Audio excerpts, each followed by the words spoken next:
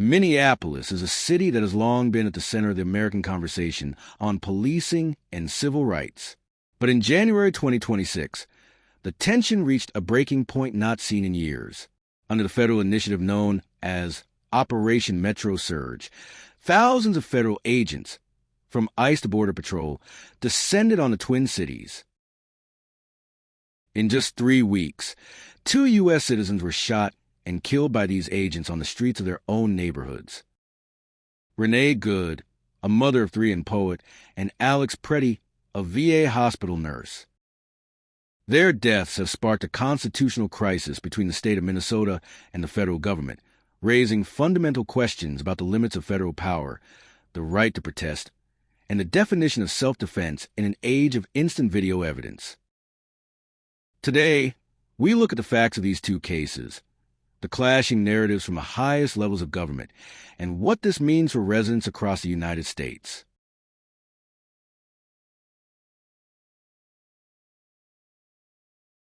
On the morning of January 7, 2026, 37-year-old Renee Nicole Macklin Good had just dropped her 6-year-old son off at school. Renee was a writer and a poet, a U.S. citizen living in the central neighborhood of Minneapolis. Around 9:30 a.m., she and her partner encountered an ICE operation on Portland Avenue. Multiple witnesses and bystander videos show Renee's Honda SUV stopped in the street. According to reports, she was honking her horn in protest of the federal agent's presence. The situation escalated in seconds. ICE agents approached the vehicle. Video analysis shows an agent, later identified as Jonathan Ross, walking around the front of the SUV while holding a cell phone in his left hand.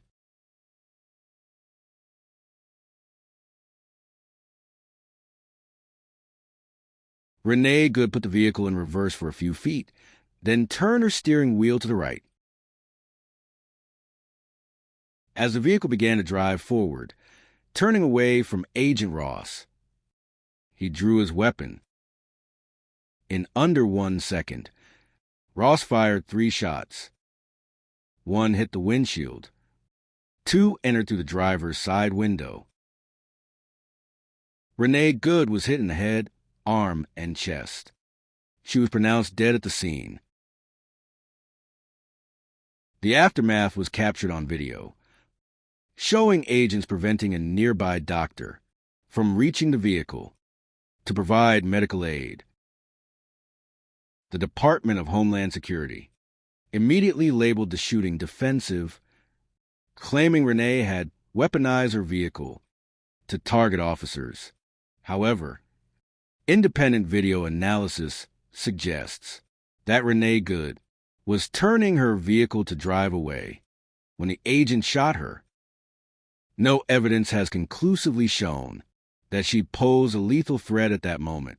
Good's death was ruled a homicide by the local medical examiner, and it immediately drew sharp criticism from local leaders and civil rights advocates.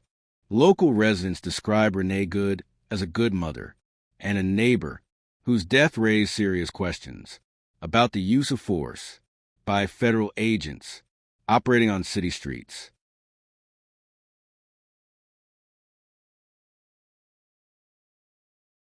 As Minneapolis remained in a state of daily protest over Renee Good's death, a second tragedy occurred on January 24, 2026. Alex Jeffrey Pretti, also 37, and a U.S. citizen, was an intensive care nurse at the Minneapolis VA healthcare system. Described by colleagues as a kind-hearted soul who cared for the city's veterans, Alex had been participating in protests against a federal surge. According to witness accounts and bystander video, the incident occurred near 26th Street and Nicollet Avenue. Alex was reportedly filming agents and helping direct traffic when a confrontation began.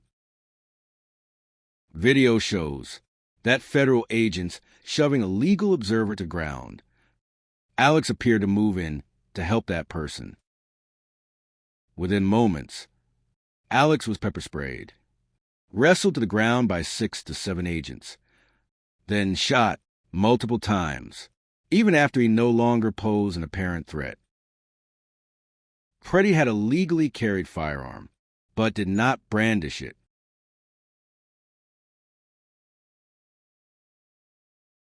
The Department of Homeland Security states that Pretti approached agents with a 9mm semi-automatic handgun and, quote, violently resisted disarming. However, Minneapolis Police Chief Brian O'Hara and Governor Tim Walz have pointed to video evidence showing Alex holding a cell phone, not a gun, in his right hand just before being tackled, while local officials confirmed that Alex was a lawful gun owner with a permit to carry. They have questioned the federal account of how and why the shooting occurred. Pretti's parents, friends, and community mourn his loss, highlighting his work as a nurse and the shock of seeing another neighbor killed within weeks of Renee Good's death. These shootings occurred amid a federal enforcement surge, part of a broader initiative deploying ICE, CBP, and other Department of Homeland Security agents in Minneapolis. According to reporting, this surge has resulted in thousands of arrests and multiple violent encounters, leading to deep fear and anger among many Minneapolis residents.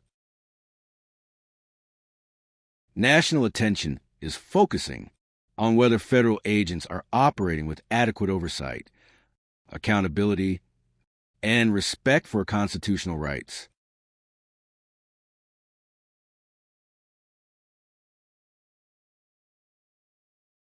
The reaction to these deaths has split along sharp ideological and jurisdictional lines.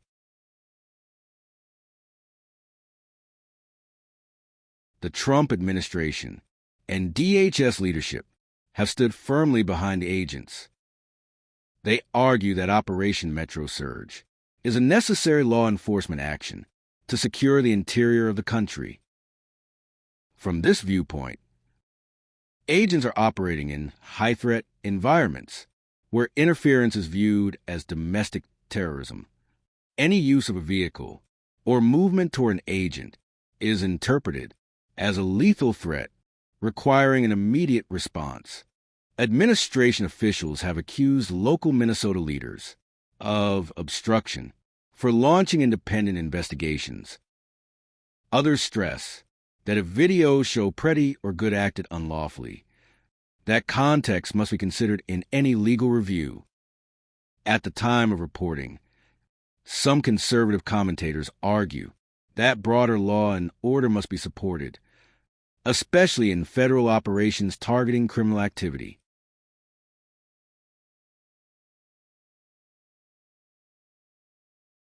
Minnesota Governor Tim Walz, Mayor Jacob Frey, and Attorney General Keith Ellison have condemned the operations as an absolute abomination. Their arguments focus on the victims were U.S. citizens, engaged in activities, protest and filming, protected by the First Amendment. Civil rights groups, like the ACLU and Human Rights Watch, have condemned the shootings, calling them unjustified and emblematic of excessive use of force during immigration enforcement. Local leaders have demanded independent state and federal investigations. However, federal agents have reportedly blocked state investigators, the BCA, from crime scenes, even when presented with warrants.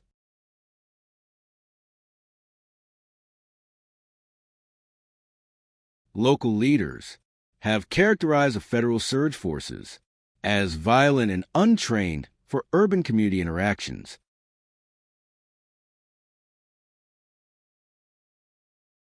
Both shootings have prompted sustained protests in Minneapolis and solidarity demonstrations nationwide. Vigils, rallies, and calls for ICE withdrawal have spread to major cities as part of what some organizers call a broader movement for immigration reform and oversight. In Minneapolis, residents have expressed both grief and defiance, organizing community watches and documenting enforcement activity with their phones. What U.S. residents should do: know the jurisdiction. Understand that federal agents, ICE, CBP, have different operating procedures and immunity standards than local police. Exercise the right to record. The First Amendment protects your right to film law enforcement in public spaces. In both the Good and Pretti cases, video evidence has been the primary tool for contesting official narratives. However, maintain a safe distance. Legal preparedness. If you are a lawful gun owner, be aware that permit to carry laws may be viewed differently by federal agents during an active operation than by local police. Stay informed on metro surge areas. If your city is part of federal surge, stay updated on rapid response networks and local government advisories. Participate peacefully. Join lawful protests, vigils, and community discussions to express concerns. Engage civically. Vote in local and national elections. Support reforms that align with your value for justice and public safety. The killings of Renee Good and Alex Pretti have shaken Minneapolis and the nation. Their deaths are now the subject of a massive legal battle that may eventually reach the Supreme Court. Until then, the streets of Minneapolis remain a symbol of a nation deeply divided over the meaning of safety and the price of enforcement.